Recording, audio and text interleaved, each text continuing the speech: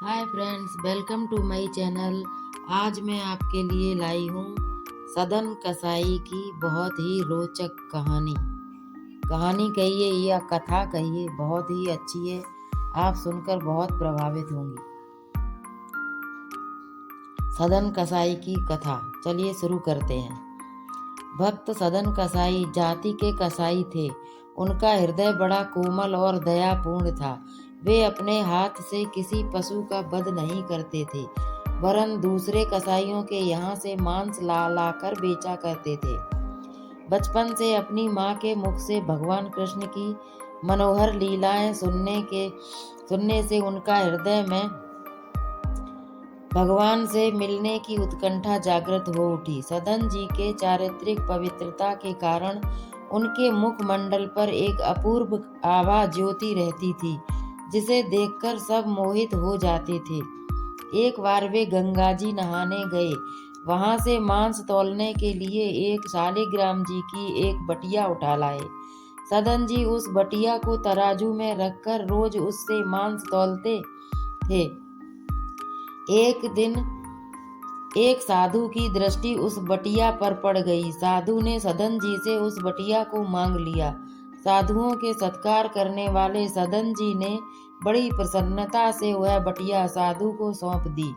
बटिया लेकर साधु अपने मकान में आए और सिंहासन पर रख कर नाना प्रकार के स्तोत्रों का गायन करके पूजा करने लगे। साधु की पूजा में सच्चे प्रेम के स्थान पर आडंबर अधिक था। उससे भगवान को बड़ा कष्ट हुआ। उन्होंने रात में साधु को स्वप्न में कहा कि मुझे तो तुम सरल हृदय सदन के पास ही रहने दो। तुम्हारे यहाँ रहने में मुझे आनंद नहीं मिला जितना मुझे तब मिलता था, जब सदन अपने हाथों से तराजू के पलड़े में रखकर मांस तौलता था। इतना कहकर प्रभु अंतर्ध्यान हो गए। साधु का स्वप्न टूट गया। प्रातःकाल होते ही वह उस बटिया को सदन जी को लौटाते समय उसने बता दिया कि साक्षात प्रभु ही इस बटिया में विराजमान है, बटिया के रूप में तुम्हारे यहाँ रहते हैं। साधु की बात सुनकर सदन जी ने पश्चाताप कर उस बटिया को अपने हृदय से लगा लिया। उस दिन से सदन जी उस शिला को अपने से एक क्षण के लिए भी दूर न करते। उन्होंने मांस व्यवसाय बंद कर दिया और एक दिन घर-बार छोड़कर जगन्नाथपुरी की ओर चल पड़े। रास्ते में रात हो जाने पर गांव में एक किसान के घर में ठहर गए। उस किसान की पत्नी बड़ी दुष्चरित्र थी।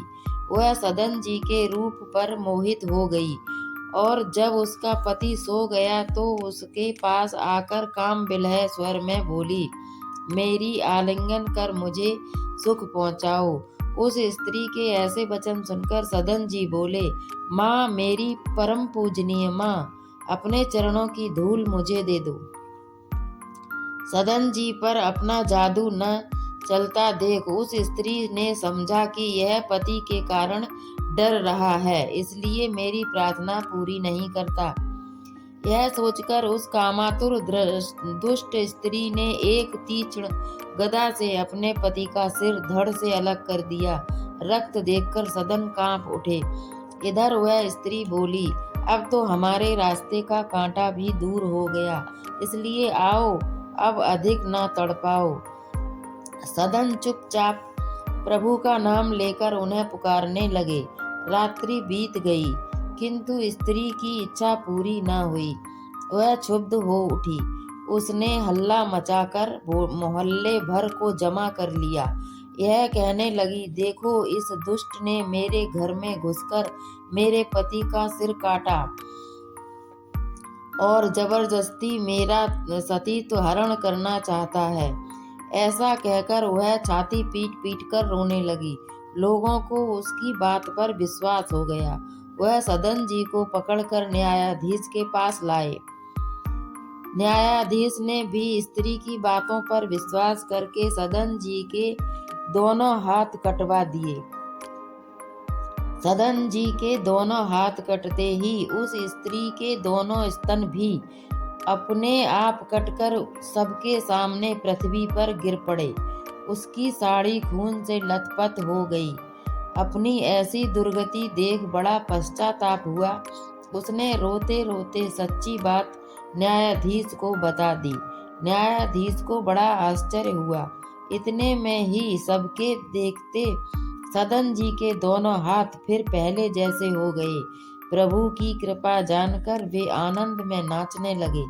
वहां से चलकर सदन जी जगन्नाथपुरी पहुंचे और जगन्नाथ जी के विग्रह में लीन हो गए। बोलिए जगत पिता जगन्नाथपुरी की जय। यदि आपको ये कथा अच्छी लगी हो तो मेरे चैनल को सब्सक्राइब करना और वीडियो को लाइक और शेयर करना न भूलना। मैं आपके लिए बहुत अच्छी अच्छी कहानी लेके आती रहूंगी और कथाएं पूरी सुना करिए, बहुत अच्छी लगेंगी आपको। और अच्छी लगे तो कमेंट में जरूर लिखें।